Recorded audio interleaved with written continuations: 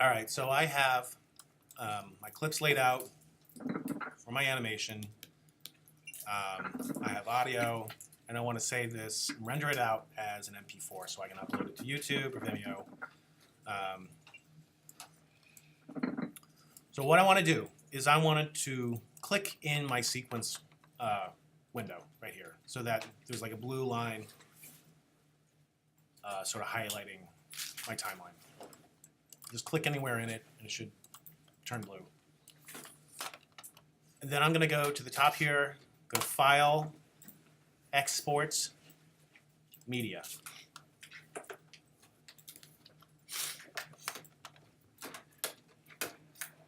So it sort of comes up with some default settings, which we don't want.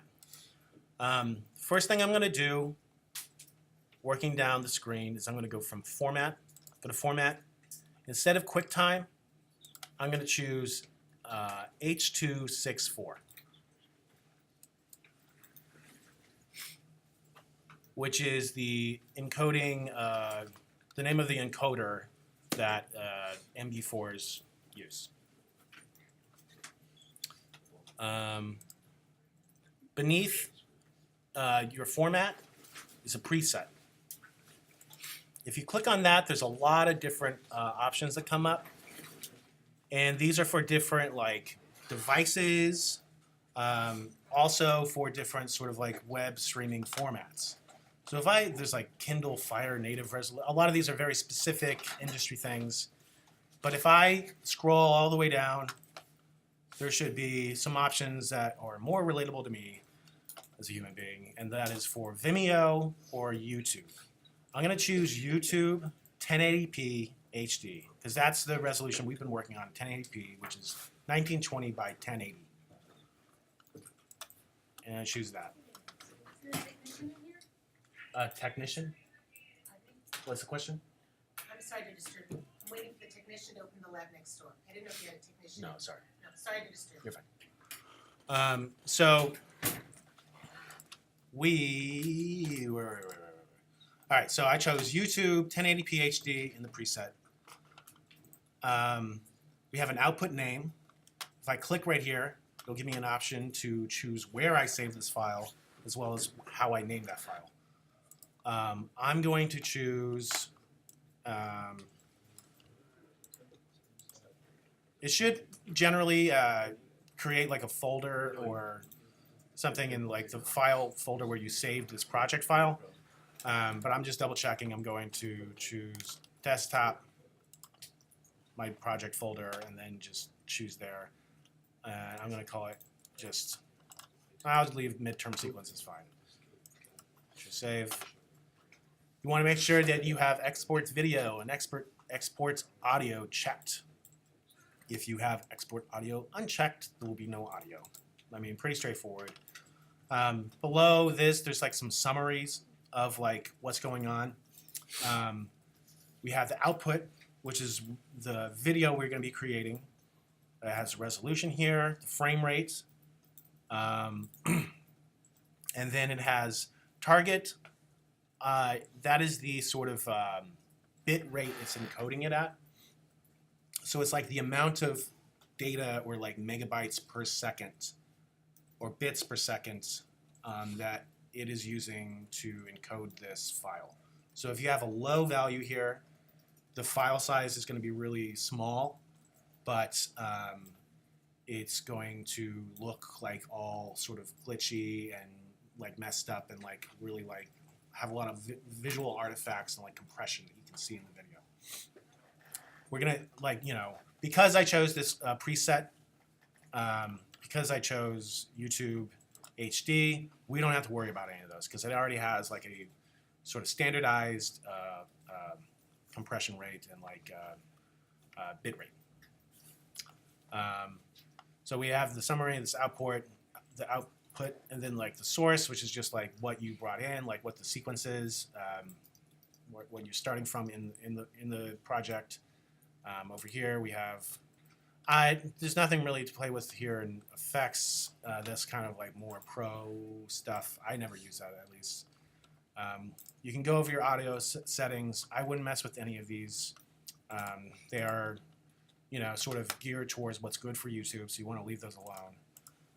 Captions, publish, you don't really mess with that. Video, I like to look through the video settings just to make sure everything is, just to double check to make sure that my resolution is correct. So it's at 1920 by 1080 and at square pixels. Like if I change the aspect ratio to something else, like say to NTSC, this one, we notice that we have some black bars showing up now on our screen. Over here we have two different tabs at the top, which is the source, which is what we were working with in the program. Then we have the output, which is what the video is going to look like that we're exporting. And if we're looking at output and I change that aspect ratio, now we have these like black bars that are showing up at the top and bottom of the video. We don't want that. We want our video to fill the screen. And so I would leave that at square pixels for the aspect ratio. If you choose anything else, it's going to change it. So like widescreen is made for like resolutions where it's much wider than it is tall. So if you choose that, it's going to change the sort of like way it lays out that video. It's going to expect a wide file, but you don't have one, so it's going to add these black bars on the side to fill in space. So make sure square pixels is chosen, and you really don't have to. Really, you don't have to mess with those things. I'm just kind of going over what they mean, So really, all you have to do is hit export.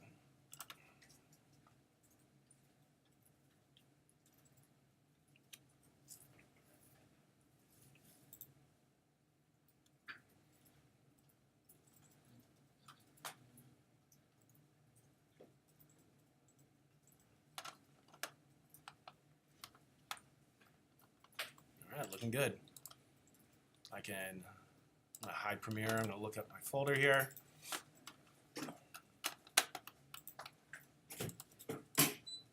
And I have my midterm sequence MP4 in that folder. If I click, I can play it.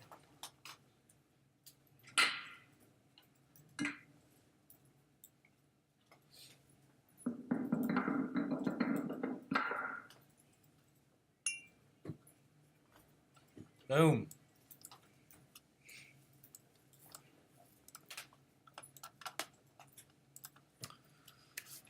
So yeah, that's how you export a video you made as an MP4. One thing I'll show, just in case, I feel like someone will probably come across this. Say you're working in your timeline and you have like another clip that you're not using, like maybe, I'm just gonna copy and paste this one and like, maybe like this is the timeline you want, but you had like another clip that was just kind of like floating in the background over here somewhere. Where'd it go? Oh. If I now try to export this file, export media, and I look at the output, and then I scrub along the timeline to see what this video is,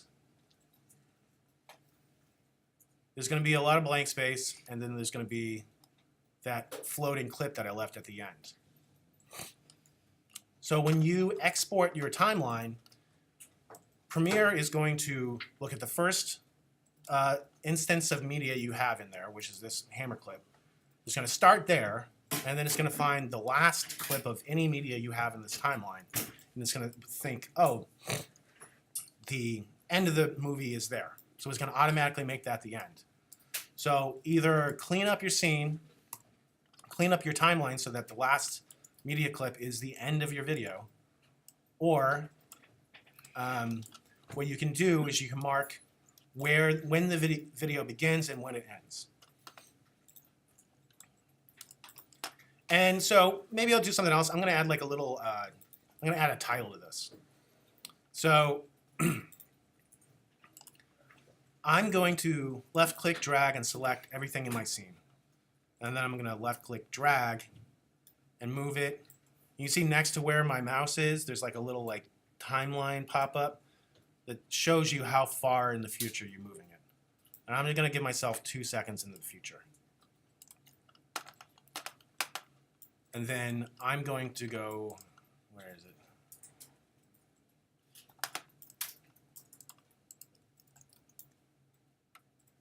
Simple text, is that what it is?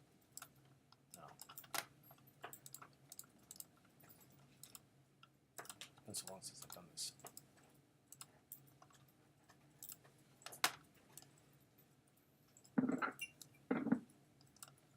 Effects, text, okay, text, source, info. That was a pretty good text generator here, but I can't see it.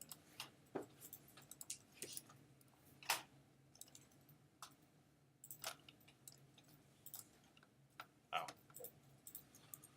Well, I'm not gonna worry about the title right now. But sometimes it's like good to have like, you know, sometimes when I'm submitting videos, I will add like a couple handles of like black empty video on either end when I'm like submitting something to like a film fest or something like that. Generally, that's just what happens. So I'm gonna give myself a second at the beginning and at the end of just blackness.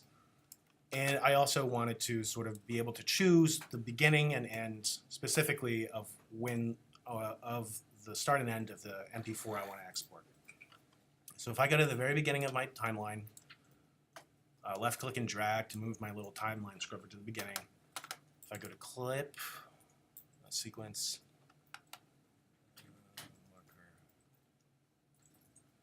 if I go to marker and then choose mark in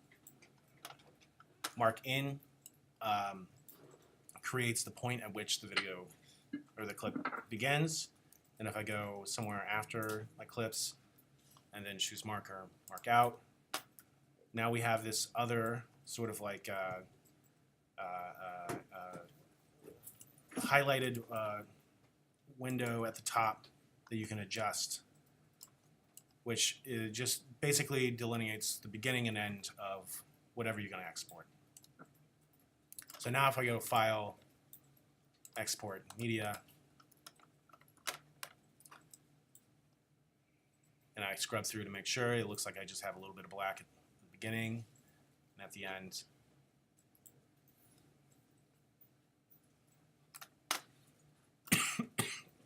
Pardon me. And if I were to export that,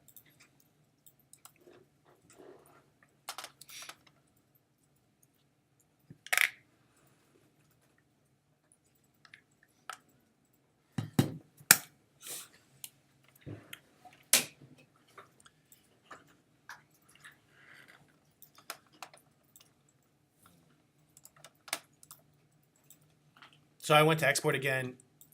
If you export a file and like you don't change the name of that file and you had already created one like I did, Premiere will automatically name it something else so you're not overwriting any existing clips you have in your folder.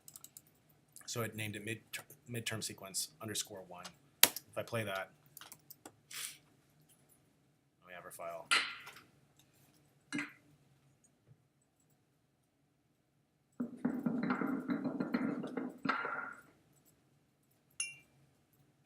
Boom, voila. All right, end of that demo.